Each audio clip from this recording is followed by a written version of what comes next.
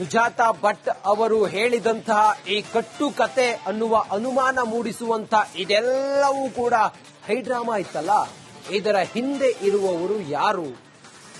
ರಣರೋಚಕವಾದಂತಹ story republic Kannada ನಿಮ್ ಮುಂದೆ ತೆರೆದಿಡ್ತಾ ಇದೆ. ನಾವು ಆಗ್ಲೇ ಹೇಳಿದ್ವಿ, ನಾವು ಯಾವ್ದಾದ್ರೂ ಒಂದು ಸುದ್ದಿಯ ಬೆನ್ನು ಬಿದ್ವಿ ಅಂತ ಹೇಳಿದ್ರೆ ಅದರ ಆಳ ಅಗಲ ಪೂರ್ವಪರ ಯಾವುದನ್ನು ಕೂಡ ನಾವು ಬಿಡೋದಿಲ್ಲ. ಎಲ್ಲವನ್ನು ಕೂಡ ನಾವು ಅಧ್ಯಯನ ಮಾಡ್ತೀವಿ, ಎಲ್ಲವನ್ನು ಕೂಡ ನಾವು ವಿಚಾರ ಮಾಡ್ತೀವಿ. ನೋಡಿ, ರಿಪಬ್ಲಿಕ್ ಕನ್ನಡದ ರಣರೋಚಕ ಸ್ಫೋಟಕ ಸ್ಟೋರಿ ಇದು. ಸುಜಾತಾ ಭಟ್ ಕಟ್ಟು ಕತೆ ಹಿಂದಿನ ಸತ್ಯದ ಅನಾವರಣವನ್ನು ನಾವು ಮಾಡ್ತಾ ಇದೀವಿ. ಅನನ್ಯ ಭಟ್ ಅನ್ನೋ ಕ್ಯಾರೆಕ್ಟರೇ ಇಲ್ವಾ? ಕತೆ ಕಟ್ಟಿದ್ರೆ ಹಾಗಾದ್ರೆ ಸುಜಾತಾ ಭಟ್ ಅನುಮಾನ ಮೂಡಿಸ್ತಾ ಇದೆ. ಯಾಕಂತ ಹೇಳಿದ್ರೆ ನೋಡಿ, ಅದರ ಸುತ್ತಿಕೊಂಡಂತ ಇದೆಲ್ಲವೂ ಕೂಡ ಒಂದೊಂದೇ ಪಾರ್ಟ್ ಇದೆಲ್ಲವೂ ಕೂಡ ಇಂಥ ಎಲ್ಲಾ ಅನುಮಾನಗಳಿಗೂ ಕೂಡ ಕಾರಣ ಆಗ್ತಾ ಇದೆ. ಅನನ್ಯ ಭಟ್ ಅನ್ನೋದು ಕೇವಲ ಕಟ್ಟುಕೊತೆನ ಅನ್ನೋದು ನೋಡಿ, ಇದೊಂದು ಪತ್ರಿಕೆಯಲ್ಲಿ ಬಂದಂತ ಲೇಖನವೇ ಸಾಕು. ಸುಜಾತಾ ಭಟ್ ಅವರು ಮದುವೆ ಆಗಿಲ್ಲ, ಸುಜಾತಾ ಭಟ್ ಅವರಿಗೆ ಮಕ್ಕಳಿಲ್ಲ, ಸುಜಾತಾ ಭಟ್ ಅವರು ಶ್ವಾನ ಪ್ರೇಮಿಯಾಗಿದ್ರು, ಸುಜಾತಾ ಭಟ್ ಅವರು ಶ್ವಾನಗಳನ್ನ ತಮ್ಮ ಮಕ್ಕಳು ಅಂತೇಳಿ ಸಾಕ್ತಾ ಇದ್ರು.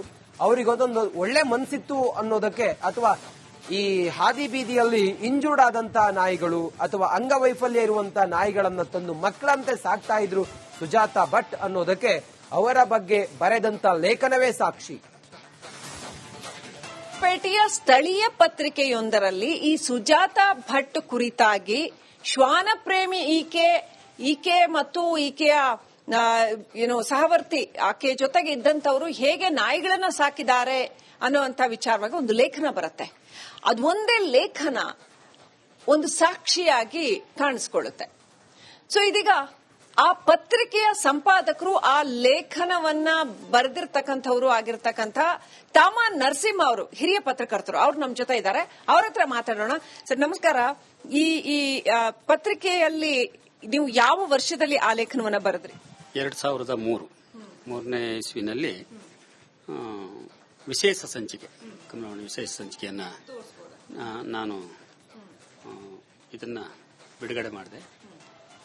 ಇದು ಒಂದು ವಾರ್ಷಿಕ ನೆನಪಿಗಾಗಿ ಒಂದು ಸಂಚಿಕೆಯನ್ನ ಮಾಡಿ, ಒಂದು 10,000 ಸಂಚಿಕೆಯನ್ನು ಮಾಡಿ ನಮ್ಮ ಎಲ್ಲ ಚಂದಾದಾರರಿಗೆ ಇದನ್ನ ನಾನು ಕಳಿಸಿರ್ತೇನೆ.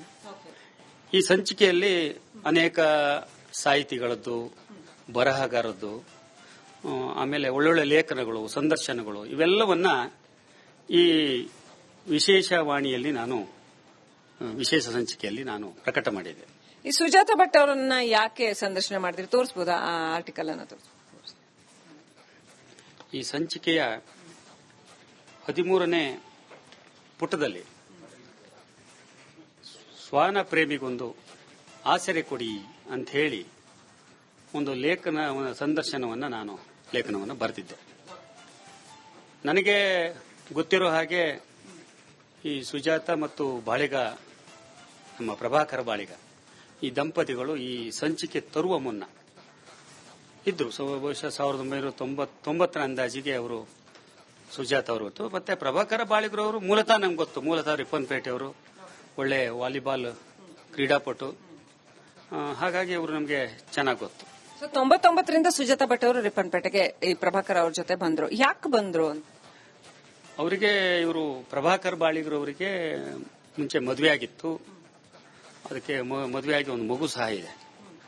ಅವರು ಯಾವುದೋ ನೌಕರಿಯಲ್ಲೋ ಯಾವ್ದ್ರಲ್ಲಿ ಇರಬೇಕು. ಅವರು ಮೊದಲ ಪತ್ನಿ ಅವರು ಇಲ್ಲಿ ಬಂದಿದ್ದು ಕಡಿಮೆ ರಿಪ್ಪನ್ಪೇಟೆಗೆ. ತದನಂತರದಲ್ಲಿ ಅವ್ರ ಕುಟುಂಬದಲ್ಲಿ ಏನಾಯ್ತು ಏನೋ ಗೊತ್ತಿಲ್ಲ. ಆ ನಂತರದಲ್ಲಿ ಅವರು ಅಲ್ಲಿ ಹೆಂಡತಿ ಇರುವಲ್ಲಿಗೆ ಸ್ವಲ್ಪ ದಿನ ಹೋಗಿರ್ತಾರೆ. ಆ ನಂತರದಲ್ಲಿ ಅಲ್ಲಿ ಸಣ್ಣ ಪುಟ್ಟ ಕೆಲಸ ಮಾಡಿಕೊಂಡು ಜೊತೆಗೆ ಮತ್ತೆ 99ರಲ್ಲಿ ಈ ಸುಜಾತ ಅವ್ರ ಜೊತೆಗೆ ರಿಪ್ಪನ್ಪೇಟೆ ಬರ್ತಾರೆ. ಬಂದ ನಂತರದಲ್ಲಿ ಒಂದು ಒಳ್ಳೆ ರೀತಿಯ ಸಂಸಾರ ರೀತಿ ಮಾಡ್ತಾರೆ. ಮದುವೆ ಆಗಿದ್ದು ನಮ್ಮೆದ್ರಿಗೇನು ಕಂಡು ಬಂದಿಲ್ಲ. ಆದ್ರೆ ಒಂದೇ ಜೊತೆಯಾಗಿ ಲಿವಿಂಗ್ ಟುಗೆದರ್ ಅನ್ನೋ ತರದಲ್ಲಿ ಇದ್ರು, ಗಂಡ ಹೆಂಡತಿ ತರನೇ ಇದ್ರು. ನಾನು ಕೂಡ ನಮ್ಮ ಲೇಖನದಲ್ಲಿ ಗಂಡ ಹೆಂಡತಿ ಅಂತಾನೆ ಬರೆದಿದ್ದೀನಿ. ಸೊ ಮಕ್ಕಳಿದ್ರ ಆ ಟೈಮಲ್ಲಿ? ಮಕ್ಕಳಿರ್ಲಿಲ್ಲ. ಸೊ ಮಕ್ಕಳಿಲ್ಲದನ್ನ ಚೆನ್ನಾಗಿ ಇವರಿಗೆ ಗಂಡ ಹೆಂಡತಿ ಇಬ್ಬರಿಗೂ ಮಕ್ಕಳಿಲ್ಲ. ಏನು ನಾಯಿಗಳು ಅಂದ್ರೆ ಯಾವ ತರದ ನಾಯಿ ಅಂತ ಹೇಳಿದ್ರೆ, ರಸ್ತೆ ಬದಿಯಲ್ಲಿ ಪೆಟ್ಟಾದಂತ ಗಾಯವಾಗಿರ್ತಕ್ಕಂಥ ನಾಯಿಗಳು ಶುಶ್ರೂಷೆ ಮಾಡಿ ಸರಿ ಮಾಡಿ ಆ ನಾಯಿಗಳನ್ನ ಇಟ್ಕೊಂತಿದ್ರು. ಅವರೇ ಕೆಲವು ಮರಿಗಳನ್ನು ಸಾಕ್ತಿದ್ರು. ಈ ತರ ನಾಯಿ ಮರಿಗಳನ್ನೆಲ್ಲ ಇಟ್ಕೊಂಡಿದ್ರು. ಅವರು ನಾನು ಮಾಡಿದಂತ ಸಂದರ್ಶನದಲ್ಲಿ ಹೇಳ್ತಿದ್ರು ಏನಂತ ಹೇಳಿದ್ರೆ, ನನಗೆ ಮಕ್ಕಳೇ ಇಲ್ದಿದ್ರೆ ಏನಂತೆ, ನನಗೆ ಮಕ್ಕಳಿಲ್ಲ, ಆದ್ರೆ ಈ ನಾಯಿಗಳೇ ನಮ್ಮ ಮಕ್ಕಳು, ಆ ರೀತಿಯಲ್ಲಿ ಪ್ರೀತಿ ಮಾಡಿ ನಾವು ಬೆಳೆಸ್ತಾ ಇದೀವಿ ಅನ್ನೋದನ್ನ ಹೇಳ್ಕೊಂಡಿದ್ರು. ಸೊ ಈಗ ಪ್ರಭಾಕರ್ ಬಾಳಿಗ ಮತ್ತು ಸುಜಾತಾ ಭಟ್ ಅವರ ಆ ಮದುವೆ, ಅವರ ಜೊತೆಗಿನ ಜೀವನದ ಹೊರತಾಗಿ ಅದೇ 2003ರಲ್ಲಿ ಅನನ್ಯ ಭಟ್ ಅನ್ನೋ ಮಗಳು ಧರ್ಮಸ್ಥಳದಲ್ಲಿ ಕಾಣೆಯಾದ್ಲು, ಮೆಡಿಕಲ್ ಓದ್ತಾ ಇದ್ಲು ಅಂತ ಸುಜಾತಾ ಭಟ್ ಹೇಳ್ತಾರೆ. ಆ ಸಂದರ್ಭದಲ್ಲಿ ಈ ಪ್ರಸ್ತಾಪ ಸುಜಾತಾ ಭಟ್ ಅವರು ಎಲ್ಲೂ ಕೂಡ ಅಲ್ಲಿ ನಮಗೆ ಪ್ರಸ್ತಾಪ ಮಾಡಿಲ್ಲ. ಎಲ್ಲೂ ಕೂಡ ನನ್ನ ಮಗಳೊಬ್ಳು ಹಿಂಗಾಗುತ್ತೆ ಆಗಿದ್ದಾಳೆ ಅಂತ ಕೂಡ ಎಲ್ಲೂ ಹೇಳಿಲ್ಲ. ಅವ್ರು ಹೇಗಿತ್ತು ಅಂದ್ರೆ ಮನಸ್ಥಿತಿ ಹೇಗಿತ್ತು? ಖುಷಿಯಾಗಿ ಆರಾಮಾಗಿ ಸಹಜವಾಗಿ ಜೀವನ ನಡೆಸ್ತಾರೆ? ಸಹಜವಾಗಿದ್ರು ಅವರು. ಸಹಜವಾಗಿ ಆ ಕುಟುಂಬ ಜೊತೆಗೆ ಅನ್ಯೋನ್ಯವಾಗಿದ್ರು. ಇದ್ದದ್ರಲ್ಲೇ ಸಂತೋಷ ಪಟ್ಕೊಂಡು ಎಲ್ಲರ ಜೊತೆಗೂ ಚಟುವಟಿಕೆಯಲ್ಲಿ ಇದ್ದುಕೊಂಡು ಎಲ್ಲರ ಸಂಪರ್ಕನೂ ಇತ್ತು. ರಿಪ್ಪನ್ಪೇಟೆ ತುಂಬಾ ಜನರ ಸಂಪರ್ಕ ಅವರಿಗಿದೆ. ನನಗೊಬ್ಬನಿಗೆ ಅಲ್ಲ, ನನ್ನ ಪತ್ರಿಕೆಯಲ್ಲಿ ಲೇಖನ ಬರೆದಿದ್ದೀನಿ ಅಷ್ಟೇ. ಸುದ್ದಿವಾಹಿನಿಗಳು ಅಲ್ಲಿರುವಂತಹ ಅನೇಕ ಜನರನ್ನ ಮಾತಾಡಿಸಿ ಈ ವಿಚಾರವಾಗಿ. ಹಾಗಾಗಿ ಅದೆಲ್ಲ ಆಧಾರದ ಮೇಲೆ ಕೊನೆಗೆ ನಾನು ಬರೆದಂತ ಲೇಖನದ ಬಗ್ಗೆ ಜನ ಹೇಳಿದ್ರಿಂದಾಗಿ ಈ ಲೇಖನವನ್ನ ನಾನು ಇವತ್ತು ಹೊರತಂದು ತೋರಿಸುವಂತ ಪರಿಸ್ಥಿತಿ ಬಂದಿದೆ. ಧನ್ಯವಾದಗಳು. ಇದಾಗಿತ್ತು ತಮ್ಮ ನರಸಿಂಹ ಅವರ ಮಾತುಗಳು, ಅವರ ಅನುಭವ. ಕ್ಯಾಮರಾ ಪರ್ಸನ್ ರಾಜು ಚಕ್ರವರ್ತಿ ಜೊತೆ ಶ್ರೀಲಕ್ಷ್ಮಿ ಅಭಿಜಿತ್, ರಿಪಬ್ಲಿಕ್ ಕನ್ನಡ, ಬೆಂಗಳೂರು. ಗಾಯವಾಗಿರ್ತಕ್ಕಂಥ ನಾಯಿಗಳು ಶುಶ್ರೂಷೆ ಮಾಡಿ ಸರಿ ಮಾಡಿ ಆ ನಾಯಿಗಳನ್ನ ಇಟ್ಕೊಂತಿದ್ರು.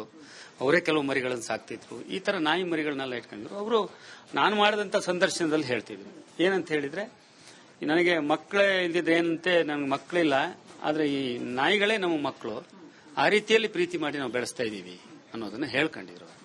ಸೊ ಈಗ ಪ್ರಭಾಕರ್ ಬಾಳಿಗ ಮತ್ತು ಸುಜಾತಾ ಭಟ್ ಅವರ ಆ ಮದುವೆ, ಅವರ ಜೊತೆಗಿನ ಜೀವನದ ಹೊರತಾಗಿ ಅದೇ 2003ರಲ್ಲಿ ಅನನ್ಯ ಭಟ್ ಅನ್ನೋ ಮಗಳು ಧರ್ಮಸ್ಥಳದಲ್ಲಿ ಕಾಣೆಯಾದ್ಲು, ಮೆಡಿಕಲ್ ಓದ್ತಾ ಇದ್ಲು ಅಂತ ಸುಜಾತಾ ಭಟ್ ಹೇಳ್ತಾರೆ.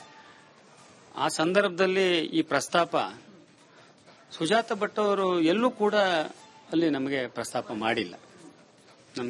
ಎಲ್ಲೂ ಕೂಡ ನನ್ನ ಮಗಳೊಬ್ಳು ಹಿಂಗಾಗುತ್ತೆ ಆಗಿದ್ದಾಳೆ ಅಂತ ಕೂಡ ಎಲ್ಲೂ ಹೇಳಿಲ್ಲ. ಅವ್ರು ಹೇಗಿತ್ತು ಅಂದ್ರೆ ಮನಸ್ಥಿತಿ ಹೇಗಿತ್ತು? ಖುಷಿಯಾಗಿ ಆರಾಮಾಗಿ ಸಹಜವಾಗಿ ಜೀವನ ನಡೆಸ್ತಾರೆ? ಸಹಜವಾಗಿದ್ರು ಅವರು. ಸಹಜವಾಗಿ ಆ ಕುಟುಂಬ ಜೊತೆಗೆ ಅನ್ಯೋನ್ಯವಾಗಿದ್ರು. ಇದ್ದದ್ರಲ್ಲೇ ಸಂತೋಷ ಪಟ್ಕೊಂಡು ಎಲ್ಲರ ಜೊತೆಗೂ ಚಟುವಟಿಕೆಯಲ್ಲಿ ಇದ್ದುಕೊಂಡು ಎಲ್ಲರ ಸಂಪರ್ಕನೂ ಇತ್ತು. ರಿಪ್ಪನ್ಪೇಟೆ ತುಂಬಾ ಜನರ ಸಂಪರ್ಕ ಅವರಿಗಿದೆ. ನನಗೊಬ್ಬನಿಗೆ ಅಲ್ಲ, ನನ್ನ ಪತ್ರಿಕೆಯಲ್ಲಿ ಲೇಖನ ಬರೆದಿದ್ದೀನಿ ಅಷ್ಟೇ. ಸುದ್ದಿವಾಹಿನಿಗಳು ಅಲ್ಲಿರುವಂತಹ ಅನೇಕ ಜನರನ್ನ ಮಾತಾಡಿಸಿ ಈ ವಿಚಾರವಾಗಿ.